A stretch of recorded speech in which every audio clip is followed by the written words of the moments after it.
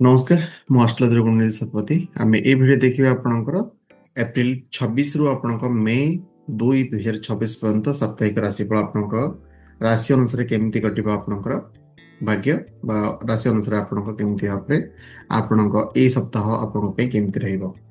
ତ ବିଶେଷ କରିକି ଦେଖନ୍ତୁ ଏଇ ଯୋଉ ସପ୍ତାହର ଆପଣଙ୍କ ବିଭିନ୍ନ ପ୍ଲାନେଟ ବା ବିଭିନ୍ନ ଆପଣଙ୍କ ଗ୍ରହମାନେ ଏମିତି ଅଛନ୍ତି। ବିଶେଷ କରିକି ସୂର୍ଯ୍ୟଦେବ ଆପଣଙ୍କ ମେଷ ରାଶିରେ ଥିବା ବେଳେ ଏବଂ ଶୁକ୍ରଦେବ ଆପଣଙ୍କ ନିଜସ୍ୱ ରାଶି ବା ବୃଷ ରାଶିରେ ଆପଣଙ୍କ ସ୍ୱଗୃହୀ ଅଛନ୍ତି। ବୁଧ, ମଙ୍ଗଳ ଏବଂ ଶନି ଆପଣଙ୍କର ମୀନ ରାଶିରେ ଅବସ୍ଥାନ କରିଛନ୍ତି। କେତୁ ଆପଣଙ୍କର ଫିଫ୍ଥ ନମ୍ବର ରାଶିରେ ବା ଆପଣ ଲିଓ ସାଇନ୍ରେ ଅଛନ୍ତି ବା ଆପଣ ସିଂହ ରାଶିରେ ଅଛନ୍ତି ଏବଂ ରାହୁ ମହାଦେବ ଆପଣଙ୍କର ଅଛନ୍ତି 11 ବା କୁମ୍ଭ ରାଶିରେ। ତ ବିଶେଷ କରିକି ଏଇ ସପ୍ତାହରେ କେମିତି କହିବ, ପ୍ରଥମେ ଆମେ ଦେଖିବା ମେଷ ରାଶି।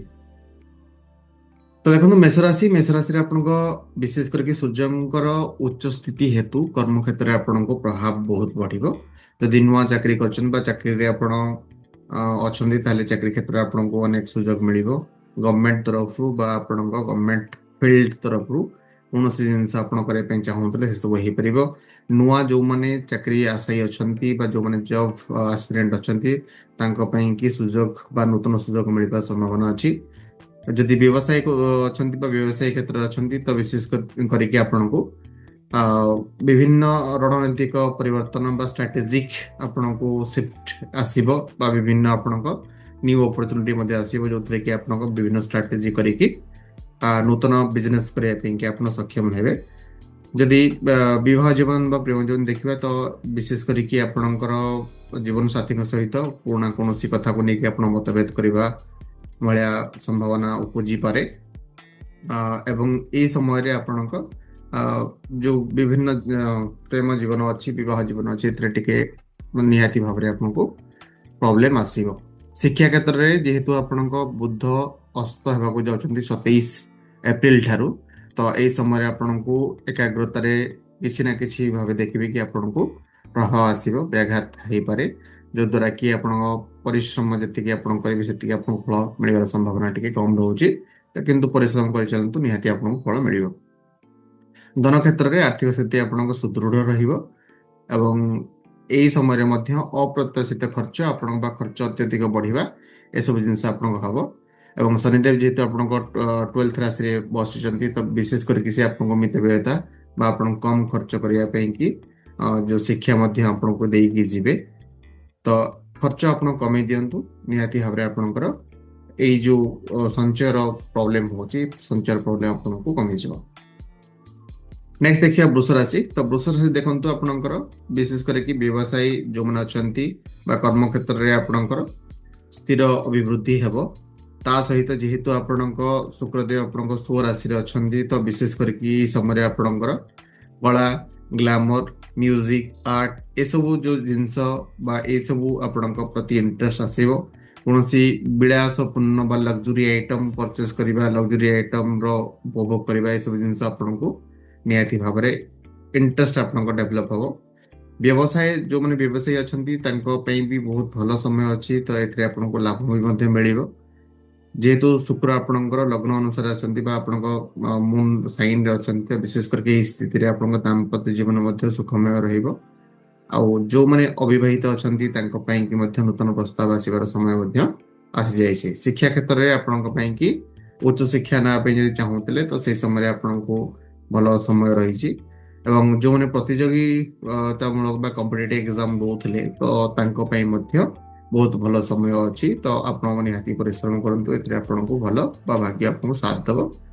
ଧନ କ୍ଷେତ୍ରରେ ଦେଖିବା ତାହେଲେ ଆପଣଙ୍କୁ ଯଦି କୌଣସି ପୁରୁଣା ନିବେଶ କରିଥିଲେ ତ ପ୍ରାୟତଃ ପୁରୁଣା ନିବେଶରୁ ଆପଣଙ୍କୁ କିଛି ଭଲ ଲାଭ ମିଳିବା ବା ପ୍ରଫିଟ୍ ହେବା ଏସବୁ ଆପଣଙ୍କୁ ଦେଖାଯାଉଛି। ନେକ୍ସଟ ହେଲା ମିଥୁନ ରାଶି। ମିଥୁନ ରାଶି ଦେଖନ୍ତୁ ଆପଣଙ୍କର ଯଦି କର୍ମକ୍ଷେତ୍ର ବା ବ୍ୟବସାୟ ଦେଖିବା ତ ଯେହେତୁ ବୁଧ ଆପଣଙ୍କ ଅସ୍ତ ଅବସ୍ଥାରେ 27ରୁ ରହିବେ ତ ବିଶେଷ କରିକି ଆପଣ ନିଜର ବାଣୀ ଉପରେ ବା ଯେଉଁ କଥାବାର୍ତ୍ତା ଆପଣ କରୁଛନ୍ତି ସେଥିରେ ଟିକେ ନିୟନ୍ତ୍ରଣ ରଖନ୍ତୁ। କୌଣସି ନୂଆ କାର୍ଯ୍ୟ କଲାବେଳେ ଆପଣ ନିହାତି ସତର୍କ ରୁହନ୍ତୁ, ଆପଣଙ୍କ ପାଇଁ ବର୍ତ୍ତମାନ ଏଇ ସପ୍ତାହ ଭଲ ନୁହଁ। ସମ୍ପର୍କ ବା ଆପଣଙ୍କ ପ୍ରେମ ବା ବିବାହ ଯେଉଁ ସମ୍ବନ୍ଧ ଦେଖିବା ତ ସେଥିରେ ଆପଣଙ୍କ ମଧ୍ୟ କିଛି ମନମାଳିନ୍ୟ ହେବା বা ପରସ୍ପର को ବୁଝିବାର ଯୋଉ ପ୍ରୋବ୍ଲେମ ଆପଣଙ୍କ ହବା ଏସବୁ ଜିନିଷ ଦେଖାଦେବ। ଶିକ୍ଷା କ୍ଷେତ୍ରରେ ଯୋଉ ଆପଣଙ୍କର ରହୁଛି ବିଶେଷ କରିକି ଯେହେତୁ ବୁଧ ବି ଆପଣଙ୍କର ଅ, ଅସ୍ତ ଅଛନ୍ତି ତ ଏଇ ସମୟରେ ଆପଣଙ୍କ ଛାତ୍ରଛାତ୍ରୀ ମାନଙ୍କୁ ଅତ୍ୟଧିକ ପରିଶ୍ରମ ମଧ୍ୟ କରିବାକୁ ପଡିବ। କୌଣସି ହୁଏତ ବୈଷୟିକ ଶିକ୍ଷା ବା ଯୋଉ ଟେକ୍ନିକାଲ ଏଜୁକେସନ ସେଥିରେ ମଧ୍ୟ ଆପଣ ଶିଖିବା ପାଇଁ କି ଇଣ୍ଟରେଷ୍ଟ ଆପଣ ଡେଭଲପ ହେଇପାରେ। ଆର୍ଥିକ ଅବସ୍ଥା ତ ଭଲ ରହିବ କିନ୍ତୁ ଆର୍ଥିକ କୌଣସି କାରବାର ଯେତେବେଳେ କରୁଛନ୍ତି ତ ସେଥିରେ ସତର୍କତା ଅବଲମ୍ବନ କରନ୍ତୁ। କାହାକୁ ଆପଣ ଯଦି ବୋର କରିବା ପାଇଁ ଚାହୁଁଛନ୍ତି ବା ଆପଣ କାହାକୁ ଟଙ୍କା ଦେବା ପାଇଁ ଚାହୁଁଛନ୍ତି, ଋଣ ନେବା ପାଇଁ ଚାହୁଁଛନ୍ତି, ସେଥିରେ ବିଶେଷ ଧ୍ୟାନ ରଖନ୍ତୁ ଏବଂ ଅଯଥା କେତେବେଳେ ବି ବ୍ୟୟ କରନ୍ତୁ ନାହିଁ, କାରଣ ଏହି ସମୟ ଆପଣଙ୍କ ବ୍ୟୟ ମଧ୍ୟ ବଢିବ। ତ ବିଶେଷ କରିକି ଧନ ତ ଆପଣଙ୍କ ପାଖକୁ ଆସିବ ବା ୱେଲ୍ଥ ଆପଣଙ୍କ ପାଖକୁ ଆସିବ, କିନ୍ତୁ ତାର ଅପବ୍ୟୟ ହେବାର ବହୁତ ସମ୍ଭାବନା ଅଛି ଏବଂ ଋଣ ନେଲା ବେଳେ ମଧ୍ୟ ବା ଋଣ ଯଦି କାହାକୁ ଦେବା ପାଇଁ ଚାହୁଁଛନ୍ତି ତ ସେହି ସମୟରେ ମଧ୍ୟ ଆପଣ ନିହାତି ବହୁତ ଧ୍ୟାନ ଦିଅନ୍ତୁ। ନେକ୍ସଟ ଦେଖିବା କର୍କଟ ରାଶି। ତ କର୍କଟ ରାଶି ଦେଖନ୍ତୁ ଆପଣ କର୍ମକ୍ଷେତ୍ରରେ ବିଶେଷ କରିକି ମାନସିକ ଶାନ୍ତି ଆପଣଙ୍କୁ ମିଳିବ। ଯେଉଁମାନେ ବ୍ୟବସାୟୀ ଅଛନ୍ତି ବା ଯେଉଁମାନେ ବ୍ୟବସାୟରେ ଲିପ୍ତ ଅଛନ୍ତି ତ ବିଶେଷ କରିକି ତାଙ୍କୁ ନୂଆ କୌଣସି ନ୍ୟୁ ଅର୍ଡର ଆସିପାରେ, ନ୍ୟୁ ଅପରଚୁନିଟି ଆସିପାରେ, ନ୍ୟୁ ଇନଭେଷ୍ଟମେଣ୍ଟ କରିପାରନ୍ତି। ଏବଂ ଯଦି ଦାମ୍ପତ୍ୟ ଜୀବନ ଦେଖିବା ତ ବିଶେଷ କରିକି ଆପଣଙ୍କ ଯୋଉ ପୁରୁଣା ତିକ୍ତତା ଥିଲା ସେ ତିକ୍ତତା ମଧ୍ୟ ଦୂର ହେବ ଏବଂ ତା ସହିତ ଯଦି କୌଣସି ପରିବାରରେ ମନୋମାଳିନ୍ୟ ଥିଲେ ସେସବୁ ମଧ୍ୟ ଦୂର ହେବ ଏବଂ ପରିବାରରେ କୌଣସି ମାଙ୍ଗଳିକ କାର୍ଯ୍ୟ ମଧ୍ୟ ହେବାର ଆପଣଙ୍କୁ ସମ୍ଭାବନା ଅଛି। ଯେଉଁମାନେ ଶିକ୍ଷାର୍ଥୀ ଅଛନ୍ତି ତ ବିଶେଷ କରିକି ପ୍ରତିଯୋଗିତାମୂଳକ ଯୋଉ ପରୀକ୍ଷା ଅଛି ବା କମ୍ପିଟେଟିଭ ଏକ୍ଜାମ ଅଛି ତ ସେଥିରେ ଆପଣଙ୍କୁ ସୁଫଳ ମିଳିବ ଏବଂ ଆର୍ଥିକ ଦୃଷ୍ଟିକୋଣ ଦେଖିବା ତ ଆର୍ଥିକ ଦୃଷ୍ଟିକୋଣରୁ ଆପଣଙ୍କ ସପ୍ତାହଟି ଲାଭଦାୟକ ରହିବ ଏବଂ ଭାଗ୍ୟର ଆପଣଙ୍କୁ ସମ୍ପୂର୍ଣ୍ଣ ସହଯୋଗ ମିଳିବ। ସିଂହ ରାଶି। ସିଂହ ରାଶି ଦେଖନ୍ତୁ ଆପଣଙ୍କ ଯେହେତୁ ଯୋଉ ମୁନ୍ ସାଇନ୍ରେ ଆପଣ କେତୁ ଅଛନ୍ତି ତ ବିଶେଷ ଆପଣ ନିହାତି ଭାବରେ ପ୍ରୋବ୍ଲେମରେ ଅଛନ୍ତି, ଟେନସନରେ ଅଛନ୍ତି, କିନ୍ତୁ ଏହି ସପ୍ତାହ ଆପଣଙ୍କୁ ପରିଶ୍ରମ ଅନୁସାରେ ସଫଳତା ଆପଣଙ୍କୁ ମିଳିବ। ଏହି ସପ୍ତାହରେ ଆପଣଙ୍କୁ ସମ୍ମାନ ମିଳିବ ବା କୌଣସି ସମ୍ମାନ କାର୍ଯ୍ୟରେ ଆପଣଙ୍କୁ କୌଣସି ଗେଷ୍ଟ ହିସାବରେ ଡାକି ପାରନ୍ତି। ଏହି ସମୟରେ ଯଦି ଆପଣଙ୍କ ପଦୋନ୍ନତି ଥିବା ବା ପ୍ରମୋସନର କୌଣସି ଡ୍ୟୁ ଥିଲା ତ ଏହି ସମୟରେ ପ୍ରମୋସନ ହେବାର ସମ୍ଭାବନା ଆପଣଙ୍କ ଅଛି। ଆପଣଙ୍କୁ ନ୍ୟୁ ଅପରଚୁନିଟି ଆସିବ, ନୂଆ ଦାୟିତ୍ୱ, ନୂଆ ରେସ୍ପନ୍ସିବିଲିଟି ଆପଣ ପାଇବେ। ଏହି ସମୟରେ ଆପଣଙ୍କ ଦାମ୍ପତ୍ୟ ଜୀବନରେ ହସ ଖୁସି ମଧ୍ୟ ରହିବ, କୌଣସି ପ୍ରୋବ୍ଲେମ ହେବ ନାହିଁ। ଯଦି କୌଣସି ପ୍ରେମ ସମ୍ପର୍କ ଥିଲା ସେଥିରେ ଆପଣଙ୍କର ବିବାହର ରୂପ ନେବ ବା ଆପଣଙ୍କ ବିବାହ ପାଇଁ ଯେଉଁମାନେ ଆଶାୟୀ ଥିଲେ ବିବାହ ପାଇଁ ମଧ୍ୟ ନୂତନ ପ୍ରସ୍ତାବ ଆସିବାର ସମ୍ଭାବନା ଅଛି। ଯେଉଁମାନେ ଶିକ୍ଷାର୍ଥୀ ଅଛନ୍ତି ଶିକ୍ଷା କ୍ଷେତ୍ରରେ ଆପଣଙ୍କୁ ଉନ୍ନତି ଦେଖିବାକୁ ମିଳିବ ବା ଅଳ୍ପ ପରିଶ୍ରମରେ ଆପଣଙ୍କୁ ଭଲ ରେଜଲ୍ଟ ଏହି ସପ୍ତାହରେ ମିଳିବ। ଆୟର ନୂଆ ମାର୍ଗ ମଧ୍ୟ ଆପଣ ପାଇବେ ବା ଧନ ହିସାବରେ ଆପଣଙ୍କୁ ବା ୱେଲ୍ଥ ହିସାବରେ ଆପଣଙ୍କୁ ୱେଲ୍ଥ ଭଲ ଜେନେରେଟ୍ ହେବ ଏବଂ କୌଣସି ଯଦି ପୈତୃକ ସମ୍ପତ୍ତିରେ ଆପଣଙ୍କୁ କୌଣସି ଡିସ୍ପ୍ୟୁଟ୍ ଥିଲା ବା ପୈତୃକ ସମ୍ପତ୍ତି ଆପଣ ପାଇବାର ଥିଲା ତ ଏହି ସମୟରେ ମଧ୍ୟ ଆପଣଙ୍କୁ ମିଳିବ ବା ଏହି ସମୟରେ ଆପଣଙ୍କୁ ଆର୍ଥିକ ସ୍ଥିତି ବା ସିଂହ ରାଶିରେ ଏହି ସପ୍ତାହ ବହୁତ ଭଲ ଅଛି। ଆପଣ ଟେନସନରେ ଅଛନ୍ତି ତଥାପି ଏହି ସପ୍ତାହ ଆପଣଙ୍କ ପାଇଁ ବହୁତ ଭଲରେ କଟିବ। ଠିକ ଅଛି। ନେକ୍ସଟ ଦେଖିବା ଆପଣ କନ୍ୟା ରାଶି। ତ କନ୍ୟା ରାଶି ଦେଖନ୍ତୁ, କନ୍ୟା ରାଶି ଆପଣଙ୍କର କର୍ମକ୍ଷେତ୍ର ଯଦି ବ୍ୟବସାୟ ଦେଖିବା ତ ବିଶେଷ କରିକି ଆପଣଙ୍କ କର୍ମକ୍ଷେତ୍ରରେ ଛୋଟ ଛୋଟ ଆପଣ ପରିବର୍ତ୍ତନ ଆପଣଙ୍କ ପାଇଁ ବହୁତ ହେଲ୍ପଫୁଲ ହେବ ବା ଆପଣ ଦେଖିବେ କି ଆପଣଙ୍କ କାର୍ଯ୍ୟକ୍ଷେତ୍ରରେ ବା ଆପଣଙ୍କ ୱାର୍କ ପ୍ଲେସରେ ଛୋଟ ଛୋଟ ପରିବର୍ତ୍ତନ ବା କିଛି କିଛି ପରିବର୍ତ୍ତନ ଆପଣ ଦେଖିବେ ଏବଂ ସେହି ପରିବର୍ତ୍ତନ ଆପଣଙ୍କୁ ମଧ୍ୟ ଲାଭ ହେବ। ଯେଉଁମାନେ ବ୍ୟବସାୟୀ ଅଛନ୍ତି ବା ବିଜନେସ୍ କରୁଛନ୍ତି, ବିଜନେସ୍ ପାର୍ଟନରସିପ୍ ଯେତେବେଳେ କରୁଛନ୍ତି ତ ବିଶେଷ କରିକି ଏହି ସପ୍ତାହରେ ଆପଣଙ୍କ ବିଜନେସ୍ ପାର୍ଟନରସିପ୍ରେ ବିଶେଷ ଧ୍ୟାନ ଦିଅନ୍ତୁ, ଏଥିରେ ଆପଣଙ୍କୁ ଲସ୍ ହେବାର ସମ୍ଭାବନା ଅଛି। ଯଦି ସମ୍ପର୍କ ବା ଦେଖିବେ ଆପଣଙ୍କ ଦାମ୍ପତ୍ୟ ଜୀବନ ତ ବିଶେଷ କରିକି ଏହି ସମ୍ପର୍କରେ ଆପଣଙ୍କର ଟ୍ରାନ୍ସପାରେନ୍ସି ରଖନ୍ତୁ, ପାରଦର୍ଶିତା ରଖନ୍ତୁ ଏବଂ ଜୀବନ ସାଥୀଙ୍କର ଯେଉଁ ଆପଣଙ୍କ ଅଛନ୍ତି ତାଙ୍କ ସ୍ୱାସ୍ଥ୍ୟର ଦାୟିତ୍ୱ ନିଅନ୍ତୁ। ଏହି ସମୟ ଆପଣଙ୍କ ପାଇଁ କି ଏତେ ଦାମ୍ପତ୍ୟ ଜୀବନ ପାଇଁ ଏତେ ଭଲ ନୁହଁ, ତେଣୁ ବିଶେଷ କରିକି ଧ୍ୟାନ ଦିଅନ୍ତୁ ଆପଣଙ୍କର ଦାମ୍ପତ୍ୟ ଜୀବନ। ଶିକ୍ଷା କ୍ଷେତ୍ରରେ ଦେଖନ୍ତୁ ଆପଣଙ୍କୁ ଶିକ୍ଷା କ୍ଷେତ୍ରରେ ଯେଉଁମାନେ ଶିକ୍ଷାର୍ଥୀ ଅଛନ୍ତି କଠିନ ପରିଶ୍ରମ କରିବାକୁ ପଡ଼ିବ ଶିକ୍ଷା ପାଇଁକି ପ୍ରାୟତଃ ସପ୍ତାହଟି ଭଲ ନୁହଁ। ଏଥିରେ ଆପଣଙ୍କୁ ଦେଖିବେ କି ଏକାଗ୍ରତାର ଆପଣଙ୍କୁ ଅଭାବ ଦେଖାଯିବ, କନସେନ୍ଟ୍ରେସନ କମ୍ ରହିବ, ପଢ଼ିବା ପାଇଁ ଚାହୁଁଥିବେ କୌଣସି ଡିଷ୍ଟର୍ବାନ୍ସ ଆପଣଙ୍କୁ ଆସିବ ଏବଂ ଏହି ସମୟରେ ଯଦି ୱେଲ୍ଥ କଥା ବି ଦେଖିବା ତ ୱେଲ୍ଥରେ ବି ଆପଣଙ୍କୁ ବହୁତ ପ୍ରୋବ୍ଲେମ ହେବାର ସମ୍ଭାବନା ଅଛି। ଅନାବଶ୍ୟକ ଖର୍ଚ୍ଚ ଅତ୍ୟଧିକ ବଢ଼ିଯିବ ଯେଉଁଦ୍ୱାରା କି ଆପଣଙ୍କ ସଞ୍ଚୟ କମିଯିବ ଏବଂ ନୂଆ ଯେଉଁ ଆୟ ରହିବା କଥା ସେ ଆୟ ମଧ୍ୟ ଆପଣଙ୍କୁ କିଛିଟା ବ୍ଲକ୍ ହେବାର ଦେଖାହେଉଛି, ଯଦ୍ୱାରା କି ଆପଣଙ୍କୁ ଏଇ ସପ୍ତାହରେ କନ୍ୟା ରାଶି ପାଇଁକି ଟିକେ ପ୍ରୋବ୍ଲେମେଟିକ୍ ବା ପ୍ରୋବ୍ଲେମ ଆପଣଙ୍କୁ ଫେସ୍ କରିପାରନ୍ତି। ପ୍ରାୟତଃ ସବୁ କ୍ଷେତ୍ରରେ ଆପଣଙ୍କୁ ହେବ किंतु वर्क प्लेस रे मध्य आपको किसी भल रिजल्ट आसीबो किंतु आय क्षेत्र रे पढ़ा क्षेत्र रे बिजनेस क्षेत्र रे निहाती आपण सतर्कता अवलंबन करंतु ए सप्ताह आपण पे एतेटा नुह जहा कि मिश्र फल आपनको प्रदान करियो। तुला राशि देखंतु आपणकर जो मैंने कर्म क्षेत्र में अच्छा व्यवसाय अच्छा आपण को विशेष करिकी व्यवसाय रे शुभ फल मिलिबो एवं कर्म क्षेत्र में आप देखिए आप जो कार्ययोग्यता अच्छी कार्ययोग्यता आप वृद्धि हेबो आपण को न्यू स्किल बा आपण स्किल जोटा पूर्व थिला ता पे कि आपण को प्रशंसित आपण हेबे आपण को कोनसी न्यू स्किल शिखिबा पे कि मध्य गोटे अपॉर्चुनिटी आसीबो एवं यदि दाम्पत्य जीवन देखिबा ताले आपण प्रेम जीवन रे आपण मधुरता आसीबो एवं जो माने ऑलरेडी मैरिड अच्छा तो आपण जीवन साथी सह कौन दूर यात्रा कर सुजोग आपको मिल विशेष करके धार्मिक यात्रा कौन धार्मिक प्लेसेस को बुलाई जापरती। शिक्षा क्षेत्र में जो मैंने कला बा गवेषणा क्षेत्र अच्छा कि बहुत भल टाइम अच्छी तो विशेष करके नहांती तो गवेषणा करवा कला क्षेत्र में अत्यधिक रुचि बढ़िया इंटरेस्ट बढ़िया यह सब आपको देखिए सप्ताह आपको देखादेव। धन कथा ये देखा ताले आर्थिक अवस्था आपन भल रहिबो गाड़ी किंबा भूमि आपन क्रय करिवार जदि आगरो प्रपोजल थिला तो ए समय आपन गाड़ी किंबा भूमि क्रय मध्य करि परिबे। विचार राशि देखंतु विचार राशि आपन देखंतु ए समय रे आपनकर विचार राशि रे शत्रु माने जो माने अछंती शत्रु माने आपन सक्रिय हे जिवे जो द्वारा कि आपन को हरान रे पकेबा आपन को प्रॉब्लम रे पकेबा पे कि से सब बळे चेष्टा करिवे सेति पे सतर्क आपन अवलंबन करंतु जो माने व्यवसायी अच्छा तो विशेषकर देखिए कि आपको जो व्यवसाय आपला से सब मंथरता आप स्लो प्रोसेस बर्तमान हम जी प्रॉफिट आप जनरेट करने चाहूले से प्रॉफिट आपको हे तो यही समय स्लो हबार संभावना अच्छी। जदि प्रेम विवाह देखा ताले आपन जीवन साथी सहित किसी मनमालिन्य हबार संभावना अच्छी से धैर्यर सहित आपण जो संपर्क अच्छी सहित ठीक भाव में मेंटेन करवा यह सब आप ध्यान रखु। जो मैंने शिक्षार्थी अच्छा पाठ पढ़े आप मन रहा एवं मन विचलित हम कौन कथा लेकिन आप मन भर आंदोलित हवा समय अच्छी जो द्वारा कि आपको कौन पुराना कथा बा नूतन कथा जो द्वारा कि आप मन भर अनेक टेंशन बा बहुत आंदोलित हम जो द्वारा कि आप पढ़ारे मन लगे ना। धन कथा देखा तेरे यही समय आप विशेष कर जो मैंने ऋण नापी चाहूँगी ऋण देवाई चाहूँगी तो विशेष ध्यान रखु ए क्षेत्र में आपको बाई सप्ताह ऋण नेबा ऋण देवा ए सब आपको निहाती किसी लॉस हबार संभावना अच्छी। आय एतेटा भल न रही एतेटा आप खराब हम ना आय व्यय आप पाखापाखि सामान किंतु ऋण नेबा और ऋण देवा समय आप निहाती सतर्कता अवलंबन करंतु।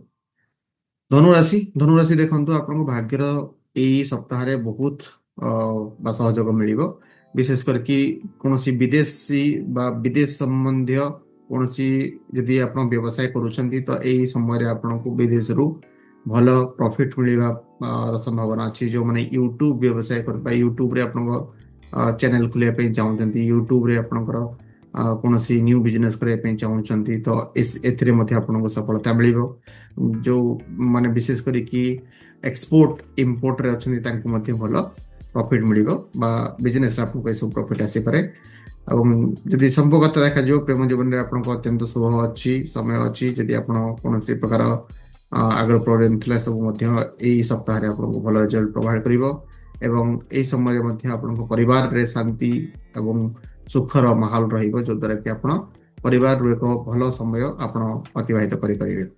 शिक्षा क्षेत्र में जदि उच्च शिक्षा करने आप चाहूँगी विदेश को जावाई चाहूँगी यही समय आप जापरें और विद्यार्थी मान बहुत भल समय अच्छी कंसंट्रेशन अल्प पढ़ारे आपको भल रिजल्ट आसो रिजल्ट किसी आसबार यही समय आपको भल रिजल्ट आसो। धन क्षेत्र में देखा यही समय आर्थिक उन्नति आपको अच्छी अकस्मात आप कौन प्रकार धन लाभ हवा हठात कौन धन लाभ हवा यह सब आप सप्ताह देखा मिल। देखिए आप मकर राशि देखो आप मकर राशि कार्यभार बहुत बढ़ीज नूतन अपॉर्चुनिटी आसो कौन रेस्पॉन्सिबिलिटी आसो जो द्वारा कि आपको कार्यभार आपकी आप कार्य नौले से सब आप डबल हम ट्रिपल हो किंतु आपको सफलता मिल तो कार्यभार तो अधिक मिल कि सफलता मिल नुआ आप कौन पुंजी निवेश करने चाहूँगी तो आप पुंजी निवेश करेंगे नुआ इन्वेस्टमेंट आपको କରିବା ପାଇଁ ସୁଯୋଗ ମିଳିବ। କିଛି ଇନଭେଷ୍ଟମେଣ୍ଟ ସ୍କିମ୍ରେ ବି ମଧ୍ୟ ଆପଣ ପଇସା ଲଗାଇ ପାରନ୍ତି। ଯଦି ଦେଖିବା କି ଆପଣଙ୍କ ପ୍ରେମ ବା ବିବାହ ଜୀବନ ଦେଖିବା ତ ଦାମ୍ପତ୍ୟ ଜୀବନରେ କିଛି ଛୋଟ ମୋଟ କଥାକୁ ନେଇକି ମତଭେଦ ହେବାର ସମ୍ଭାବନା ଅଛି। ତେଣୁ ବିଶେଷ କରି ସମୟ ଦିଅନ୍ତୁ।